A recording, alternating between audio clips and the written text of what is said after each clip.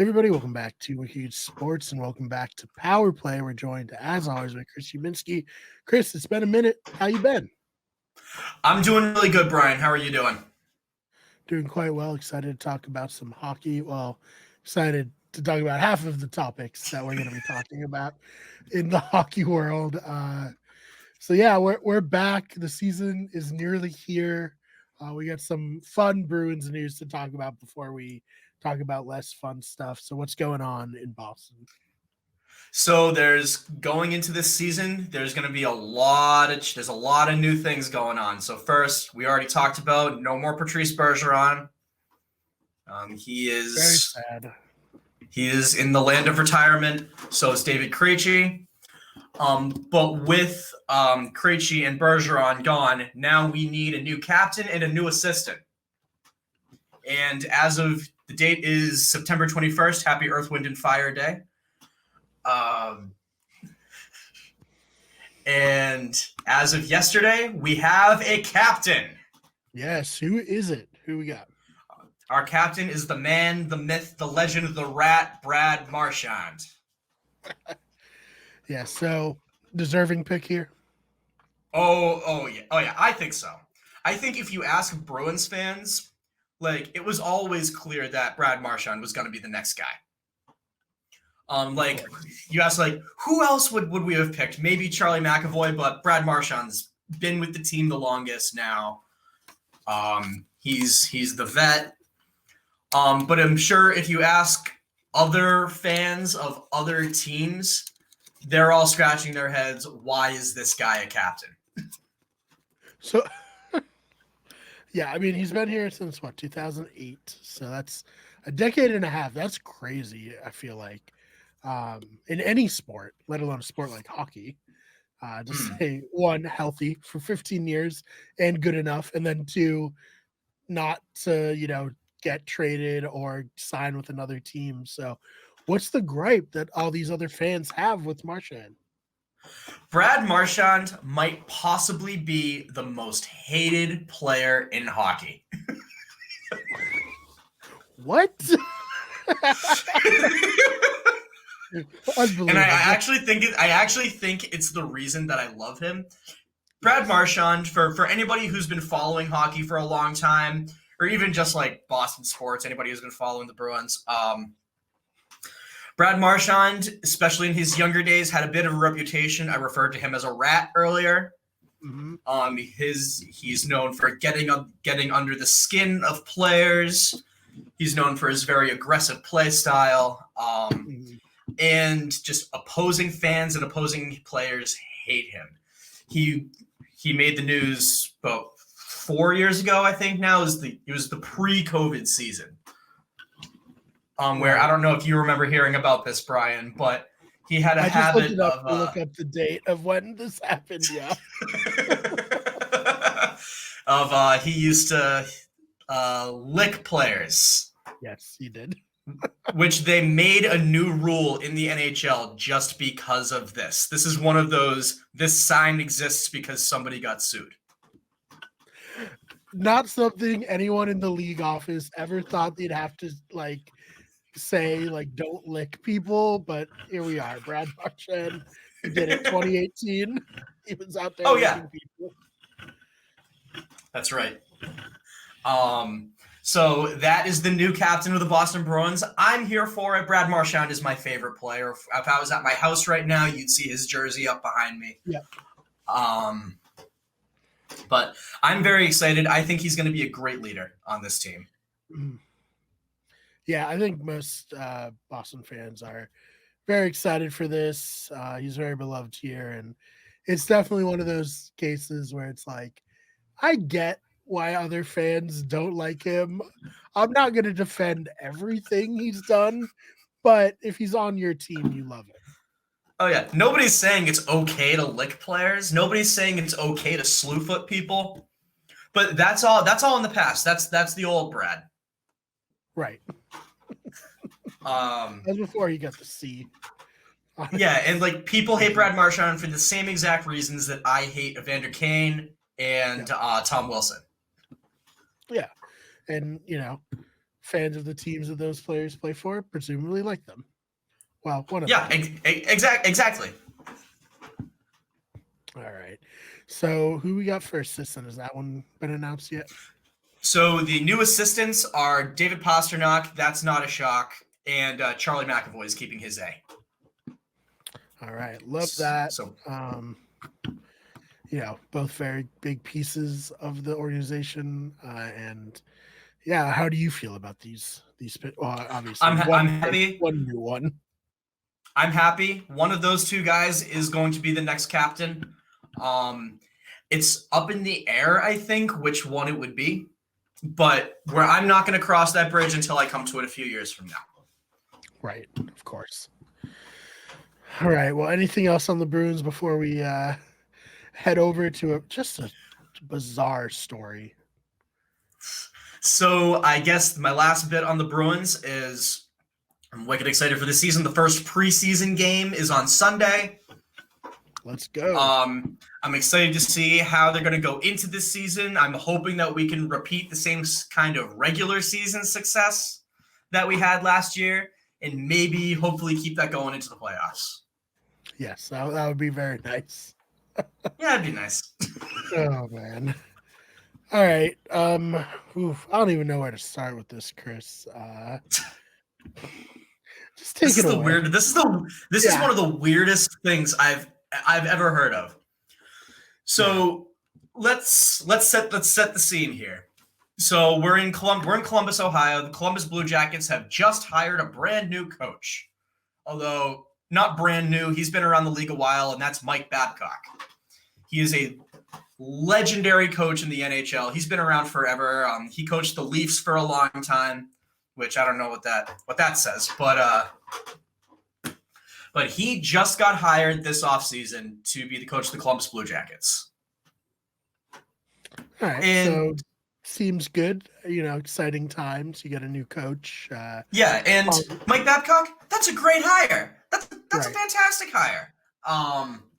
Especially for a team like Columbus, which is on the upswing. They're kind of floating around the basement, but they're on the upswing.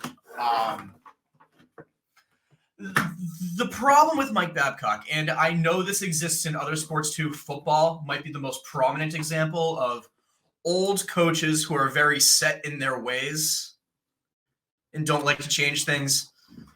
Bill Belichick comes to mind. That. Yeah, living in New England. Who could that be? You